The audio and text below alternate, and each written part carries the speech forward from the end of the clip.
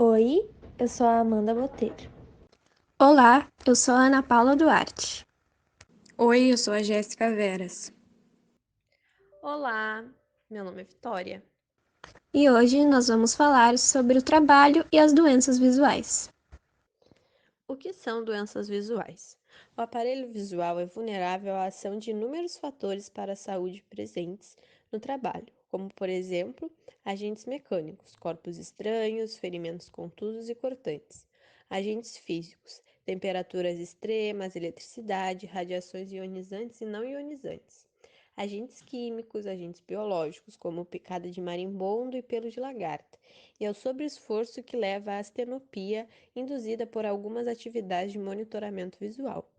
Os efeitos de substâncias tóxicas sobre o aparelho visual têm sido reconhecidos como um importante problema de saúde ocupacional.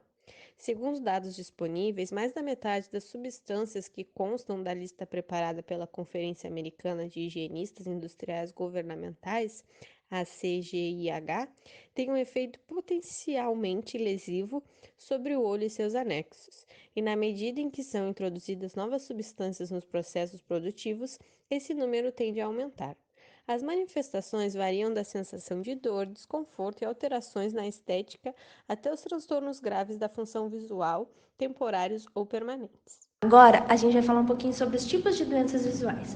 A blefarite é uma inflamação crônica das bordas livres das pálpebras, geralmente bilateral. Pode ser classificada segundo a localização da lesão, em blefarite angular e blefarite ciliar ou marginal, pela forma do acometimento, em blefarite escamosa e blefarite ulcerosa, e pela causa, em blefarite infecciosa, alérgica ou metabólica. A conjuntivite ela é uma inflamação da conjuntiva que se manifesta por hiperemia, granulações da conjuntiva, exudação e lacrimejamento. Por sua localização, a conjuntiva acaba sendo exposta a numerosos micro-organismos e à ação de substâncias nocivas. Então, assim, o seu principal mecanismo de proteção é o lacrimejamento. Ele dilui o material infeccioso, lavando os detritos conjuntivais e os restos de organismo para o nariz, reduzindo assim a vulnerabilidade. A queratite ou a ceratite é uma inflamação da córnea, que ela pode ser provocada por bactérias, fungos, vírus, clamídias, protozoários, algumas medicações, a vitaminose A, processos imunológicos, lesão do nervo trigêmeo, situações nas quais a córnea não esteja adequadamente umedecida e coberta pelas pálpebras e a exposição de certos agentes químicos e físicos presentes no ambiente de trabalho. A catarata ela é uma opacificação do cristalino, parcial ou completa, em um ou ambos os olhos, que interfere na visão, podendo até causar a cegueira. Os diversos tipos de cataratas são classificados de acordo com a sua morfologia, tamanho, forma e localização, ou pela etiologia, causa e período de ocorrência, apresentando então uma grande variação etiológica e no grau de densidade. A inflamação coriorrentiana, ela abrange a inflamação da retina e do trato uveal. Pode ser classificada quanto à localização anatômica, quanto ao quadro clínico, agudo ou crônico, segundo a etiologia, exógena ou endógena, associada à doença sistêmica, e como idiopática. Só é causada na exposição do manganês, que é presente na mineração, na indústria química, na fabricação de pigmentos para tintas, na fabricação de resistências elétricas e de eletrodos para solda e em fogos de artifício. A neurite óptica, ela abrange a inflamação, degeneração ou desmielinização do nervo óptico, que pode ser devido a uma grande variedade de doenças. A perda de visão é um sintoma fundamental e serve para diferenciar a neurite óptica do edema de papila, que poderiam facilmente ser confundidos no exame oftalmoscópico. As neurites ópticas podem ser classificadas de acordo com a sua etiologia, inflamatória, isquêmicas, tóxicas, carenciais, compressivas e hereditárias. Podem ainda ser devido a lesões traumáticas do nervo óptico e ou consequentes do edema de papila, que ocorre na hipertensão intracraniana. Os distúrbios visuais subjetivos é a distorção visual, que pode se manifestar como um padrão irregular de escurecimento de visão, linhas denteadas ou onduladas, ou a imagem diminuída ou aumentada. Esse grupo inclui uma série de distúrbios como astenopia, cegueira diurna, escotoma cintilante, fotofobia, halos, hemeralopia, metamorfose fotofobia e a perda súbita de visão, excluindo as alucinações visuais. A síndrome da visão do computador ocorre quando o usuário apresenta uma ou mais das seguintes queixas: fadiga ocular, cansaço visual, sensação de ardor, vermelhidão, irritação, visão turva e olho seco, entre outras. A causa das doenças visuais está relacionada à exposição a diversos fatores no local de trabalho, como a síndrome da visão do computador, a fatores ambientais como a baixa umidade do ar. Os ventiladores, eles são os principais agentes que favorecem o olho seco. Fatores ergonômicos, que está relacionado à iluminação, que tem influência significativa nos danos dos olhos. O filtro antirreflexo, que pode não reduzir os sintomas de astenopia, mas que foi mostrado que reduz o brilho e melhora o contraste da tela, representando um meio eficaz para eliminar reflexos e, portanto, melhorar o conforto visual. No posicionamento da tela, os estudos eles sugerem que a distância entre 35 a 40 centímetros entre os olhos do usuário e a tela podem resultar em menor número de queixas e menos esforço visual. E intervalos frequentes são recomendados para restaurar e relaxar o sistema de acomodação e evitar a fadiga ocular. Outros fatores também são o arsênico e seus compostos arsenicais, que são usados em herbicidas na agricultura, na preservação da madeira, no fabrico de vidro, nas misturas de metais e no fabrico de tintos, que podem causar a blefarite, a conjuntivite e a ceratite. O ácido sulfítrico, que é utilizado na indústria de petróleo e rede de esgotos, em exposições muito altas pode causar a conjuntivite e a ceratite. A radiação ionizante, que está presente nos exames de imagem e também em alguns tipos de terapia, como raio-x, tomografia, radioterapia, pode causar a blefarite, a conjuntivite, a ceratite e a catarata.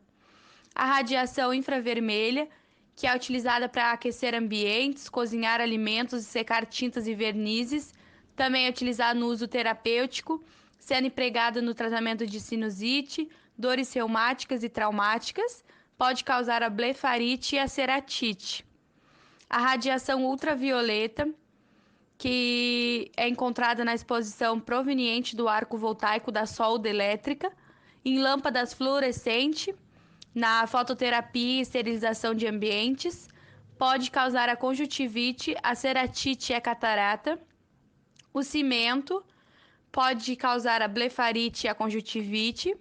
O berílio e seus compostos tóxicos, que são utilizados na produção de ligas metálicas, moedas, molas, aeronaves e naves espaciais, pode causar a conjuntivite. O cloreto de etila, que é utilizado na produção de corantes, medicamentos, fertilizantes e agrotóxicos, pode também causar a conjuntivite. Isocianatos orgânicos, que está presente em herbicidas e pesticidas, também pode causar a conjuntivite. O brometo de metila, que é utilizado para o tratamento de solo, controle de formigas, pode causar a neurite óptica e distorção visual. O sulfeto de carbono, que é solvente usado na fabricação do rayon viscose, tecido e de papel celofane na indústria química, também pode causar a neurite óptica. Com tantas doenças visuais e causas que pode levar a isso, é importante citar que há algo feito para a segurança dos trabalhadores, que são os equipamentos de proteção individual. Esses equipamentos que protegem a visão são os óculos e as viseiras, que são usadas contra o risco de impacto mecânico, projeção de partículas, raios ultravioletas, luminosidade intensa e temperaturas elevadas. Também é importante dizer que a Lei nº 6.514, de 22 de dezembro de 1917, das Leis do Trabalho, fala em seu artigo 166, que a empresa é obrigada a fornecer aos empregados gratuitamente equipamento de proteção individual adequado ao risco e em perfeito estado de conservação e funcionamento, sempre que as medidas de ordem geral não oferecem completa proteção contra os riscos de acidentes e danos à saúde dos empregados. E também no artigo 158 fala que os trabalhadores devem fazer o uso dos equipamentos de proteção individual fornecidos pela empresa. E como a terapia ocupacional se relaciona com a saúde do trabalhador? Bom, A TO pode atuar na prevenção de acidentes de trabalho, pois ela identifica, avalia e observa os fatores ambientais que possam constituir risco à saúde ocupacional do trabalhador, como a iluminação do local, já que estamos falando de doenças visuais.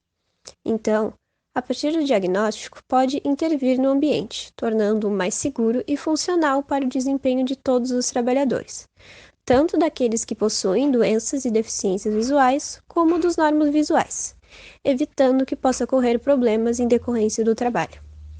E também na orientação ao uso de equipamentos adequados, com o intuito de diminuir os acidentes e doenças relacionadas ao trabalho.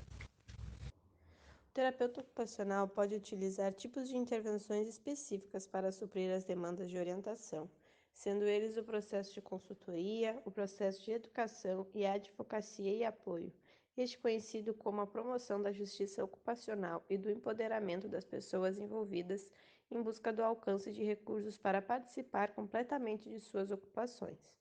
O terapeuta ocupacional pode entrar em contato com as empresas, objetivando verificar se a empresa possui um histórico de aproveitamento de deficientes visuais, ouvir e esclarecer as preocupações dos empregadores quanto à contratação ou manutenção de pessoas deficientes visuais no emprego, verificar dentre as vagas oferecidas aquelas compatíveis com as possibilidades de atuação das pessoas deficientes visuais, divulgar junto aos empregadores a efetiva capacidade profissional das pessoas deficientes visuais, apoio técnico na fase de adaptação do deficiente visual na empresa e consequente acompanhamento no decorrer do processo, contato com serviços que atuam no encaminhamento profissional de deficientes visuais a fim de promover o desenvolvimento de ações integradas.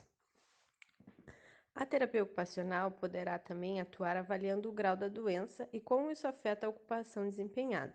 Com isso, pode promover mudanças ou adaptações nos postos de trabalho e assegurar um retorno ao trabalho gradual e com suporte, de forma segura. Além disso, também pode atuar com a implementação de adaptações e tecnologias assistivas para pessoas com deficiência visual no local de trabalho, sendo elas acessibilidade arquitetônica, piso podotátil, computadores com software para leitores de tela, audiodescrição, descrição de imagem, design acessível e recursos em braille. E é isso. Obrigada!